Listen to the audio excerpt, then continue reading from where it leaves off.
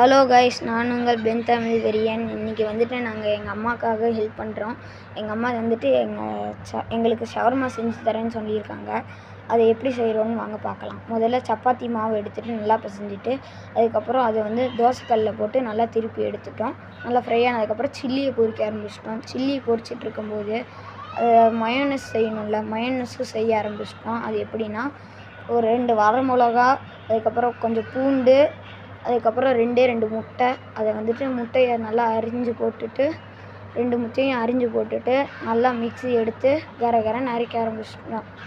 அதுக்கு முன்னாடி கொஞ்சம் மிளகு, அதுக்கப்புறம் கொஞ்சமாக பார்த்துக்கலாம். அதுக்கப்புறம் சர்க்கரை, அதுக்கப்புறம் என்னதுன்னா அதுக்கப்புறம் உப்பு கொஞ்சம் போட்டால் கொஞ்சம் டேஸ்ட்டு, அந்த சர்க்கரை அது இதுன்னு நல்லாயிருக்கும். அதுக்கப்புறம் என்ன செய்யறதுன்னா, எண்ணெய் ஊற்றணும். கொஞ்சோண்டு எண்ணெய் ஊற்றுனதுக்கப்புறம் நல்லா மிக்சியில் போட்டு அரைச்சிப்பேன். நல்லா மிக்சியில் போட்டு அரைன்னு அரைச்சதுக்கப்புறம் என்ன பண்ணணுன்னா, நம்ம ஃப்ரை பண்ணி வச்சுருந்த சில்லியை வந்துட்டு பீஸாக அரிஞ்சு அந்த ஒரு கிண்ணத்தில் போட்டு வச்சுக்கணும்.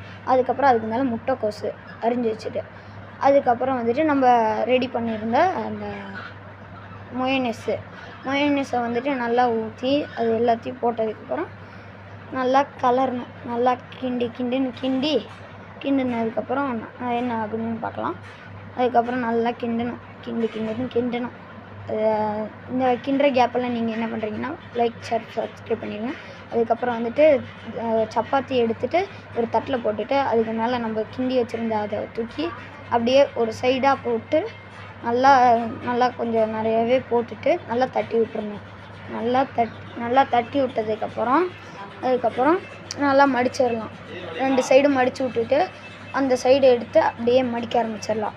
மடிக்க அப்படியே சுருண்டிட்டு வந்துடும். அப்படியே மடிக்க நீங்கள் லைக், ஷேர், சப்ஸ்கிரைப் எல்லாம் பண்ணிடுங்க. அதுக்கப்புறம் வாங்க பார்க்கலாம்.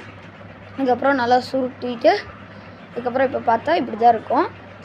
இது நல்லா தான் இருக்குது. டேஸ்ட் பண்ணி பாருங்கள். இப்போ வந்துட்டு நான் சாப்பிட்றேன். நல்லா இருக்குது, சூப்பராக இருக்குது. அவ்வளோதான்.